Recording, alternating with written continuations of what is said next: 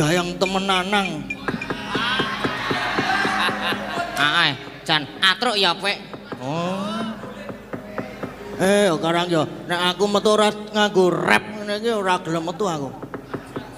Bring bongkotan dikethok tinggo celengan anyar dicolong maling nginjen manten anyar dientup kala jengking.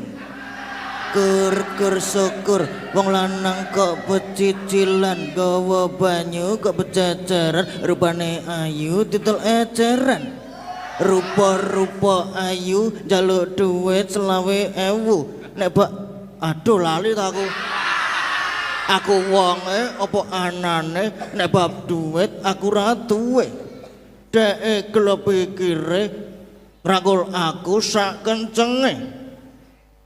Dek tak kipatke tiba klumah ketok kathoke. Bareng ketok kathoke kathokku mlotrok ketok batrene. Wis ngono kowe pokoke wis rasa-rasa diteruske, Gong. Ya wis aku wis puas kok ya anakku. Menyingkat waktu aku. Aku kan to the point wonge. Ya iki saiki iki acarane apa? Genah wayangan lho. Nah, gue tekon acara ini kena wayangan. Ora maksudnya rinci. Aku rasa menjelaskan secara rinci. Aku wis omong, nah aku wong to the point. Iki pokoknya awake dhewe iki mengisi acara HWD. HWD iki apa? Hari Wayang Dunia. Lho, kepiye to? Wah yos, bunga ya Gong ya bunga. Ngatile kono Pak Bis mau turun gone enggo-enggoan glundung yang asem tenan kok. Mbak wis penting wis apa jenenge? Info sudah diterima ki arep nembang-nembang apa ora usah. Buang-buang waktu Gong aku ora seneng aku ki.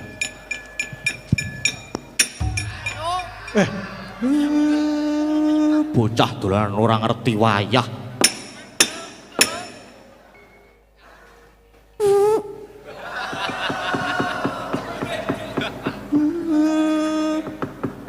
Ora ngerti wayah. Wis dolanan iki. Apa? Kok aku metu ora nganggo rap.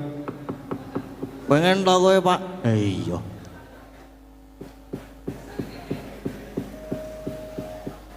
Puno kawan ora ana gunane kabeh.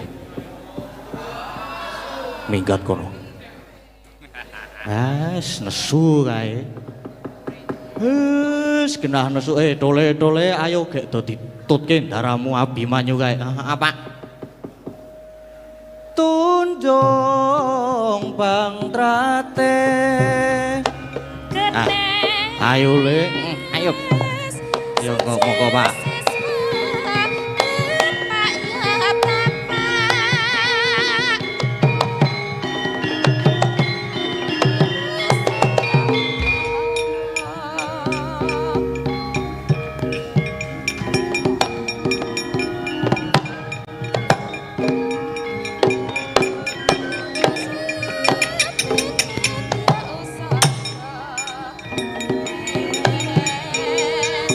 kok oh ayo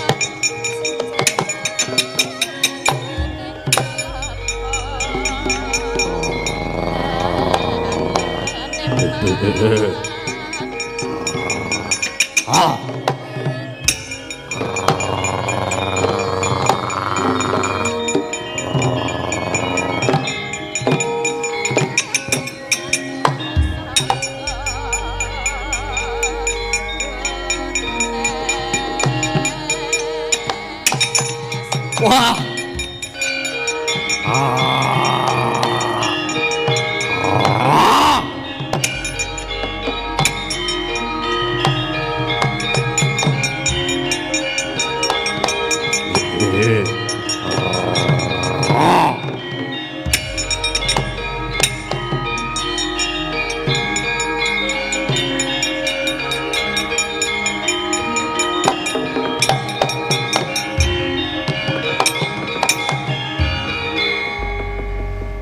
angler bawaning kang sinong mati gawe gelar nararya mbek susutira pamok sang mangrempak suranggangkara kita mangsa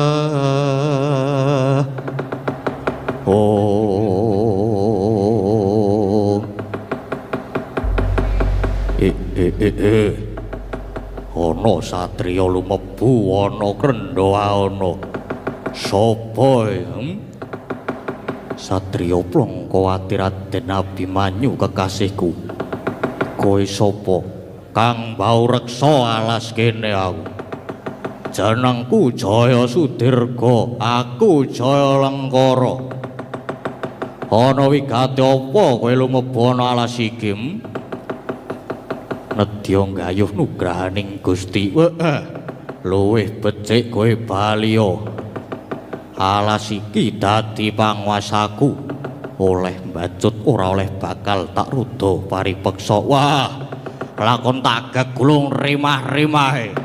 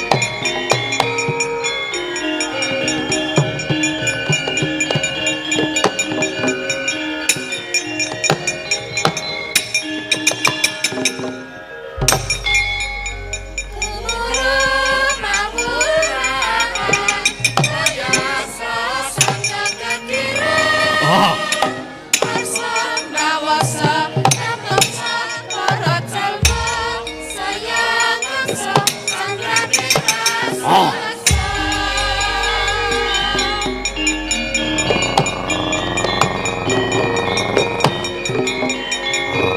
Ah. Wah. Wah. Ah. Wah.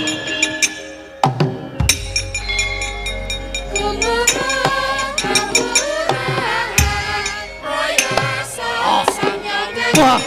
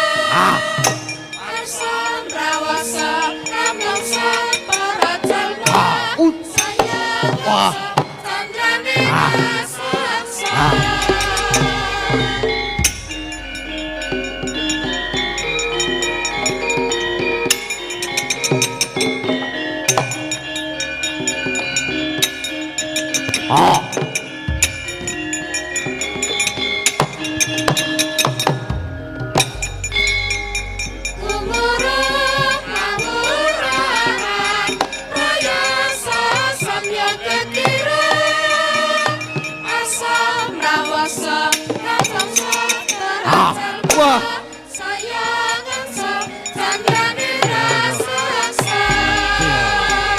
Wah. Oh. Ah. Solke. Solke.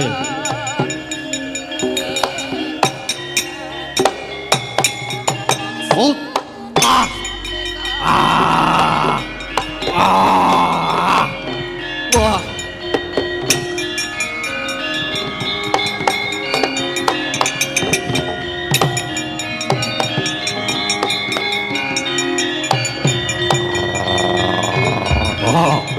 Wah.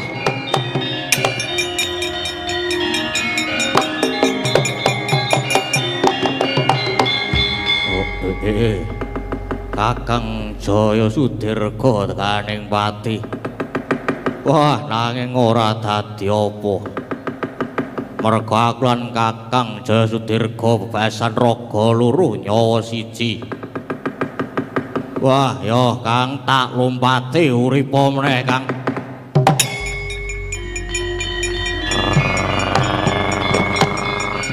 Wah. Wah.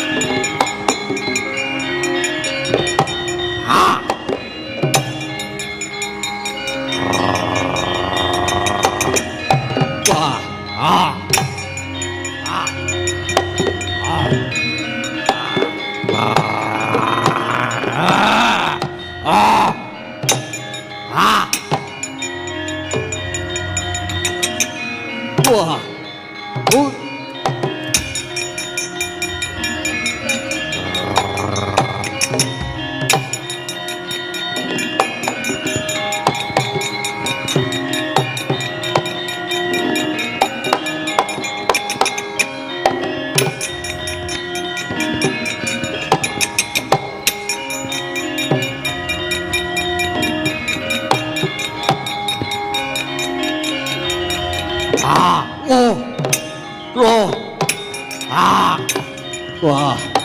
Oh. Ah.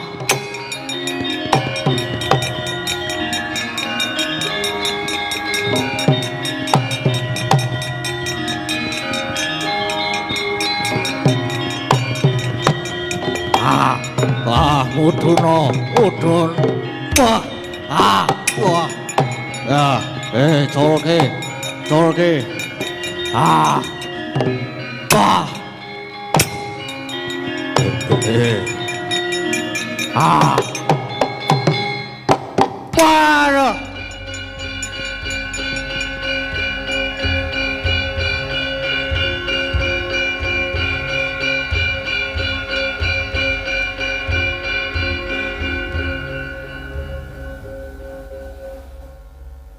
Loh. Pun suwuk niku ngaten lho. Fat out. Niku wau jenengan apake, Den? Tak duku Mbah Petruk. Wah. Asik tenan. Luar biasa. Siti mewah. Ya kok jenengan saged kiat junjung buta gedene semanten niku? Iya Petruk le latihan soale butane cilik-cilik. Oh lah. Aja dinalar ya Petruk. Nggih boten ajeng kula nalar. Pun monggo Den.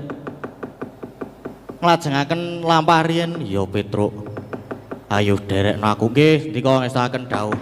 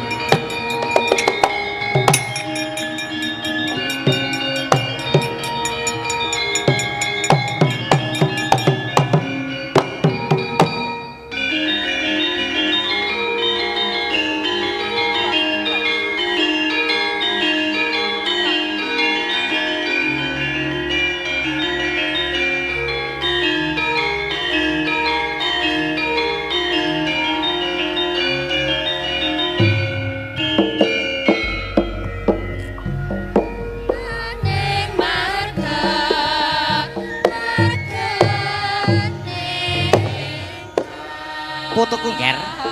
Wes mana? Kula wonten dawuh yang Kae, kula sing sisih Pratina kae ana wit gurda gedhe. Kang dumunung ana sak cedhahing Gundaka. Prayogane kanggo mapan Subrata minta anugrahaning Hyang Agung.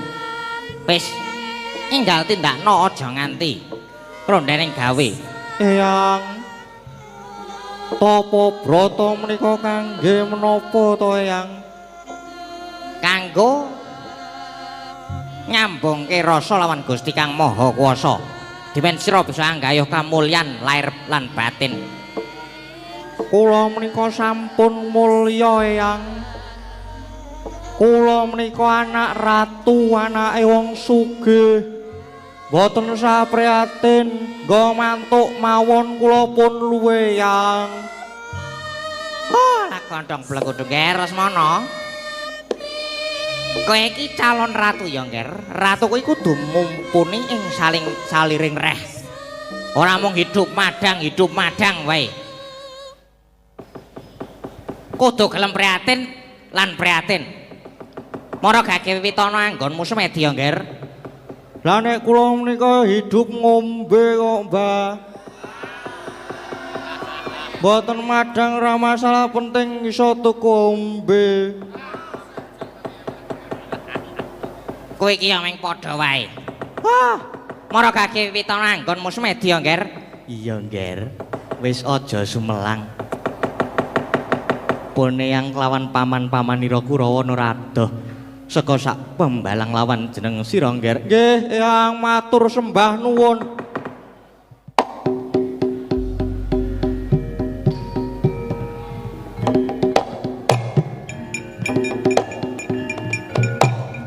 Wis gek mapano.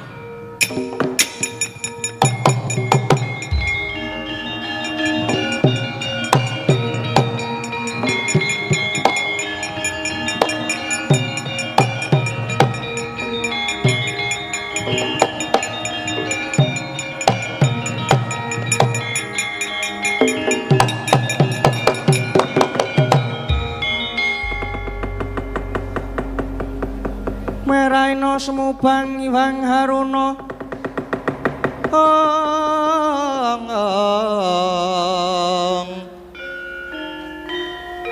kadinetrane nganggo rapuh sabdaning kukila ringkani kara sageter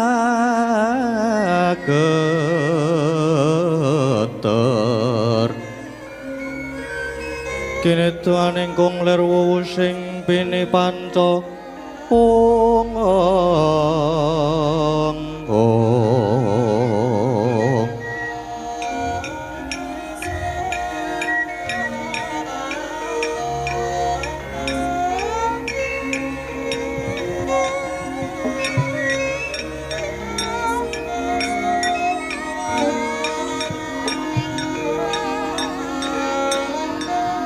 yen ora kliru pamawasku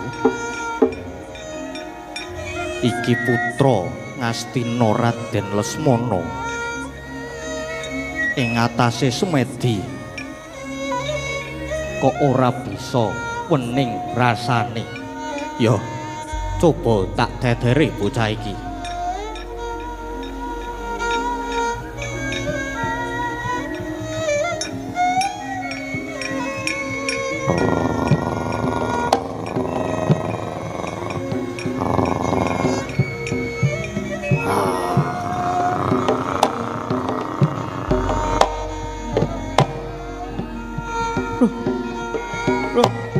Eyang.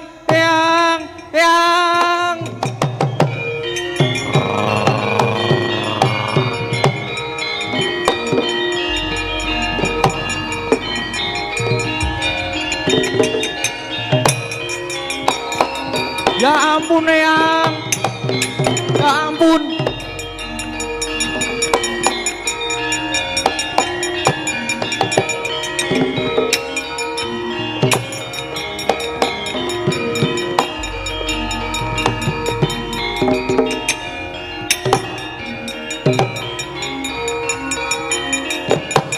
Eyang.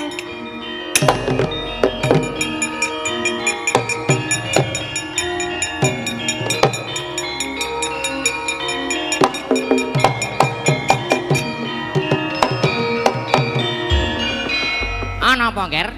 Oh, lah kok mlayu-mlayu kaya mengkono.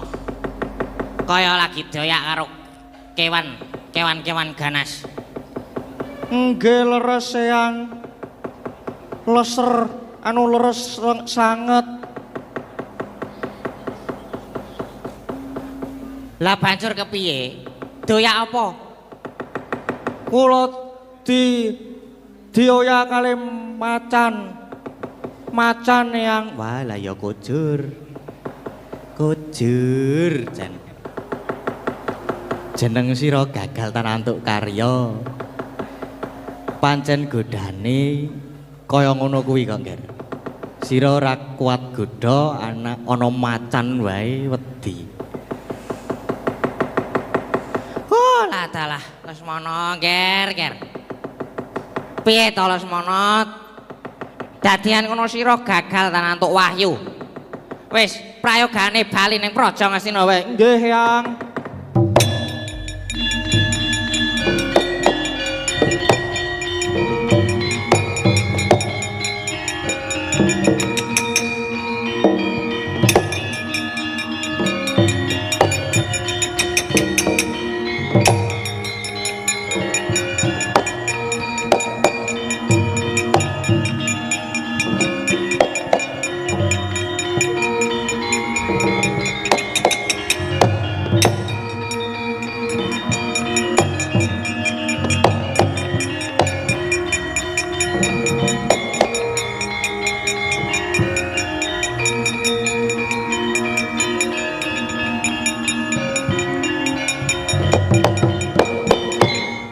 iki Raden Samba putra Ratu Ndwarawati. Yen Prabu Kresna kae ratu pengpengan, apa anake lanang uga mulat kaya wong atuwane? Yo, tak cobane Raden Samba.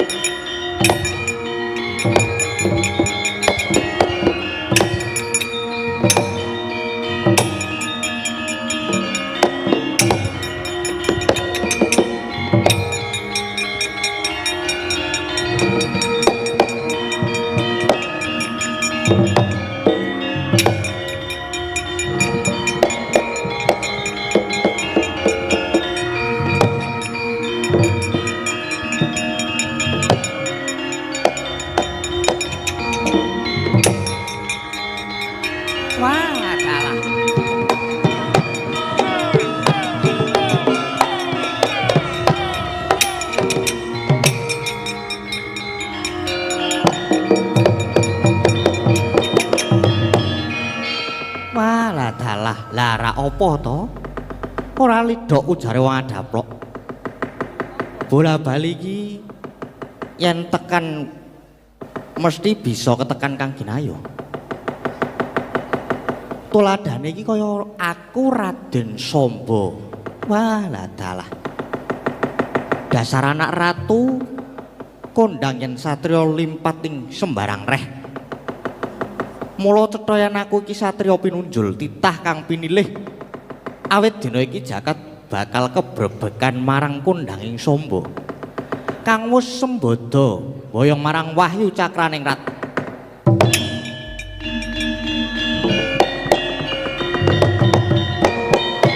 Wauta. Bathara Wulandharma pengawaking wahyu cakraning rat ingkang manunggaling Raden Samba. Duwi mulat sang bagus datan kiat meperho nafsu. Mila wahyu oncat saking hanggane Raden Samba, mangkono temah nglumpruk Raden Samba kaya linolosan otot bebayune. Loh. Wah.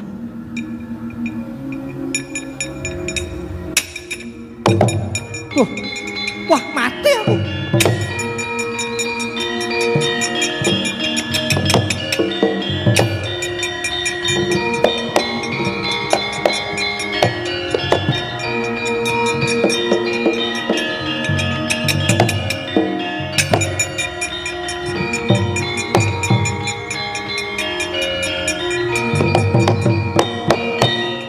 Ora pangling putra panengah Pandhawa Raden Abimanyu. Yo mara coba tak jajali, tak godhane Raden Abimanyu.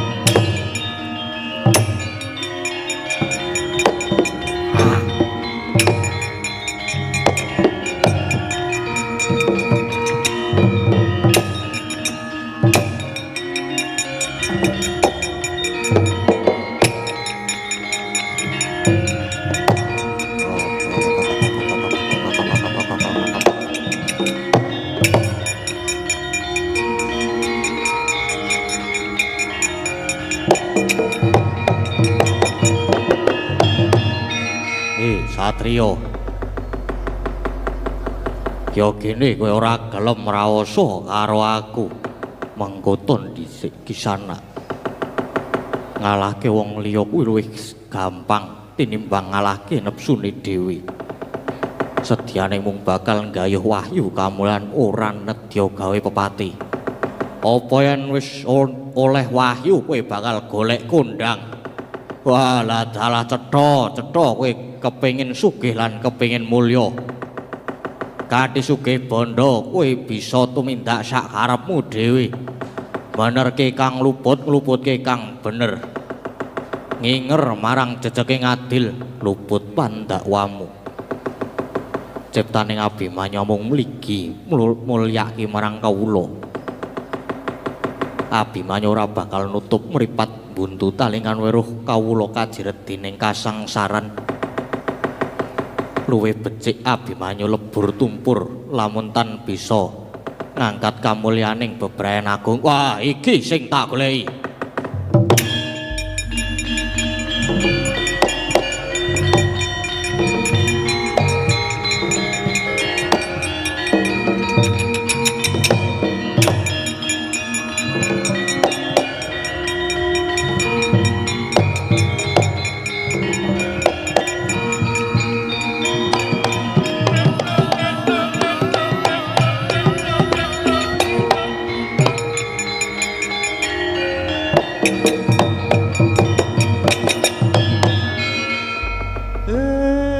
Mangayu Bagyandara dene Ndara Abimanyu sampun kasembadan gayuh wahyu cakraning ret.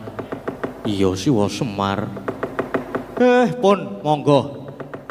Mboten sasuwen teng mriki, nggo wangsul teng negari Ngamarta. Iya Siwa Semar ayu.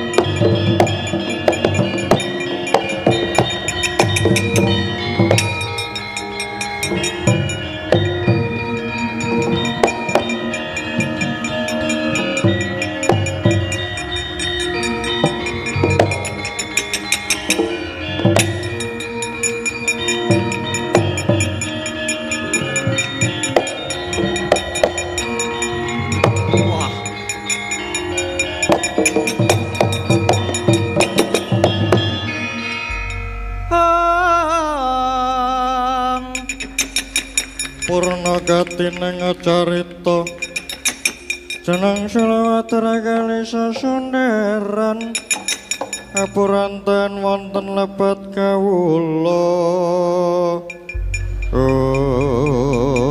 Wah, Werkudara yo endi wahyu cakrane ra tak jaluk. Wah, tungkak tampanana. Wah. Wah.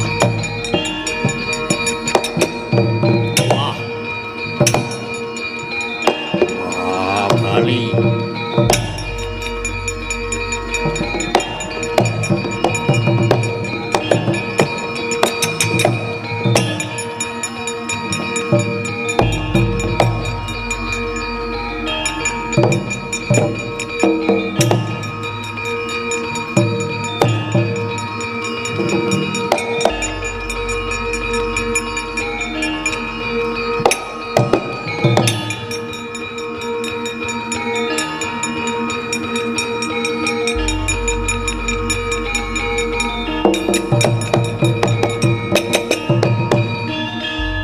Cikul Petruk. Ayo kepiye? Jaluk wahyu cakraning lat njaluk dikwampleng.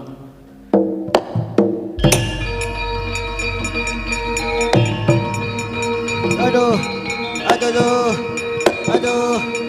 Aduh.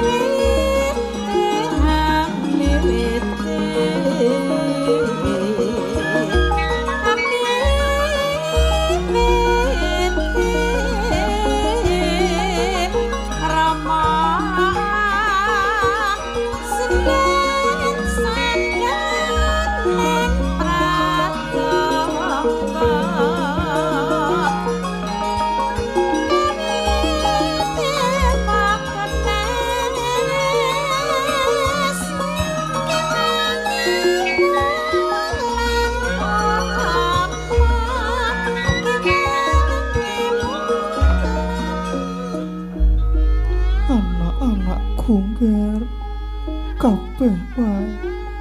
Kula Ibu. Wah. Kondi babu napa?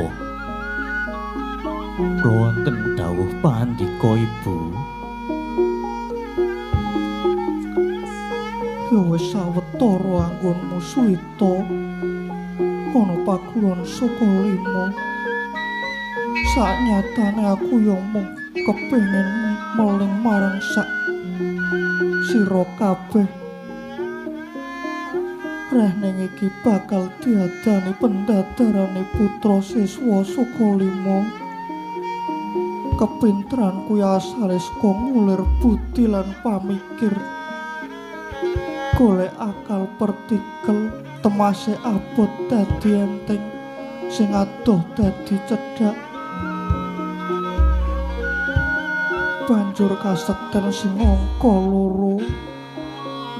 Kasekten kuwi asale saka tapa brata ingkang tumanjane ya kanggo ngenteng-entengi jejibahaning urip. Kula tindakno kabeh dawuh Gurumu Resi Durna Yonggar. Inggih. Ngastuaken dawuh. Lan kula nyuwun tambahing pangestu Ibu. Wah, babu pundi? Yo, estoke dawuh aku njaluk pangestumu. Inggih.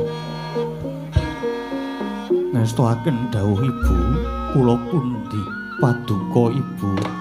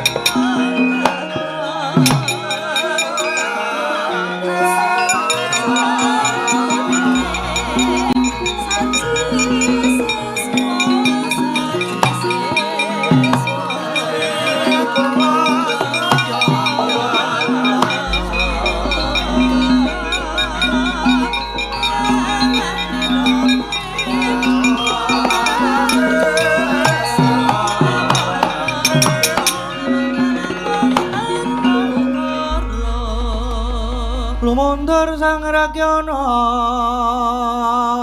patih nanging Prawadya sawega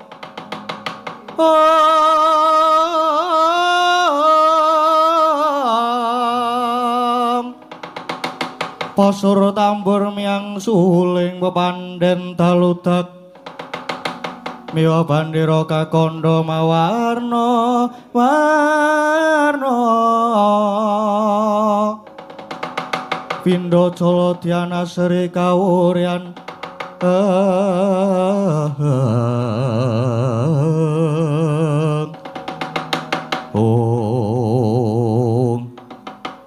Wah, Paman Haryo niki pripun Paman? Niki pendadaran siswa saka 5 sampun ajeng diwiwiti nanging kula nyamaraken dhateng sagotane adi-adi kula para Kurawa awit salaminipun pamulangan Kurawa mboten sami tegen mugen nampi piwucale guru. Wah, hewan, leres niku. Niki pendadaran siswa saka 5 sampun ajeng diwiwiti. Kamangka kula niku mboten ate gladen, Man. Ora tau sinau, Man. Terus mengke nek biji kula elek terus ora lulus. Lah, iku, Man. Wah, kacau, Man, kacau. Dursasana kuwi meneng dhisik ya, Ngger. Angger Kurupati niki mangke ingkang wigatos Kurawa sagete lulus pendadaran to Ngger nggih niku ancas kula Kurawa ampun ngantos kewirangan nggih kula pun tanggap kok Ngger Kakang Durna niku madeg paguron saka 5 niku mapan wonten ing negari Ngastina tegesipun nika wengi Kurawa pun ampun kuatos to Ngger. Samenika Kurawa sami bidal, sami budal teng pertapan Sukalima, mangke kula tak ndhisiki laku, kula tak nemoni Kakang Durna. Kartomarma, lho wonten dawuh man. Budalna para Kurawa ning pertapan Sukalima ya Ngger. Nggih, ngestakaken dawuh. Lajeng bidalipun benjang punapa ketang colok lintang sambung ngober budal dina iki Ngger Kartomarma nggih ngestakaken dawuh man. Saweka siyaga budalan Pasar tambur yang gandhe samya imbalan arompetmu nyamungkong sesautan umreka prajurit saweka budalan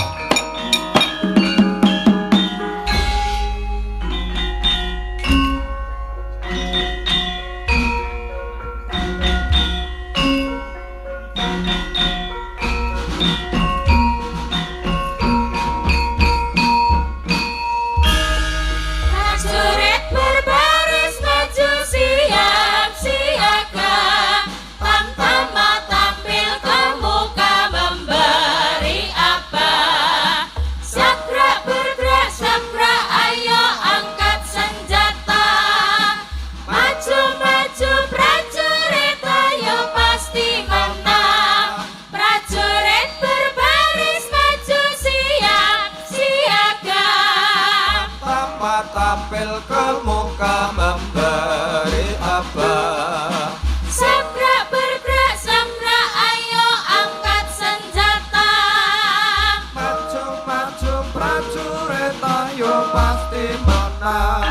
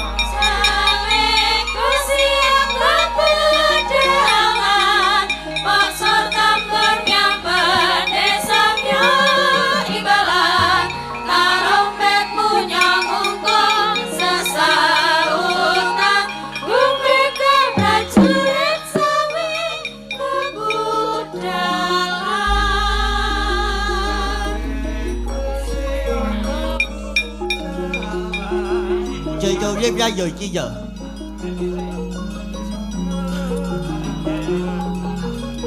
enggak tahu juga ki. Bocah itu dia apa ya?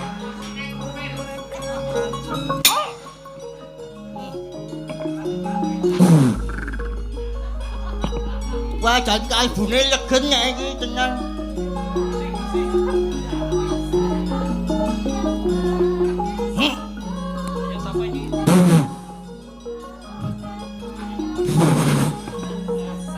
Iya.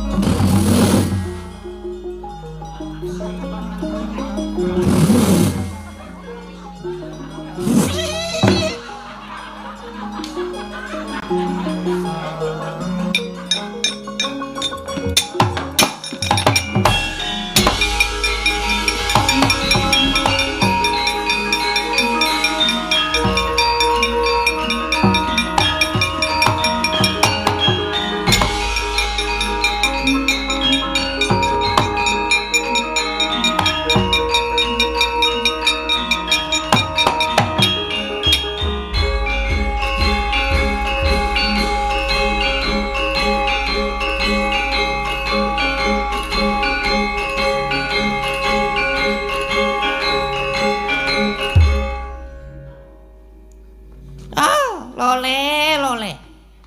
Menika Adiharya Sengkuni ingkang rawuh. Inggih Kakang Durna.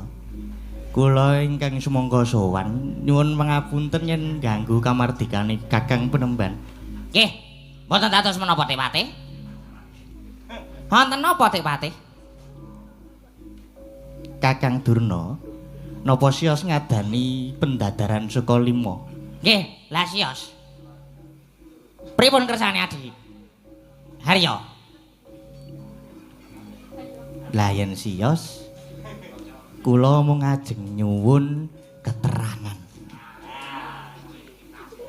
Rahning cetane Kakang Durna niku urip mulya mubra-mubru mapan ing negari Ngastina. Nadyan kados pundi sampean sampun sami nekseni yen to Kakang Durna niku wonge Kurawa. Nggih napa mboten? Mula tak suwun mulunging penggalihe Kakang Penemban pripun carane supados anak-anak kula sata Kurawa lulus pendadaran.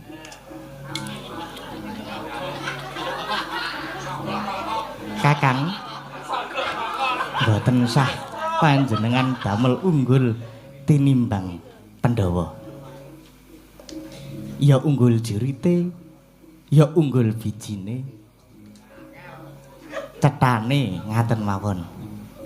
Bakal saya pinardawa kamulyanipun Kakang Durna wonten negari Ngastina. Pun niku Kakang, mang penggalih Kang.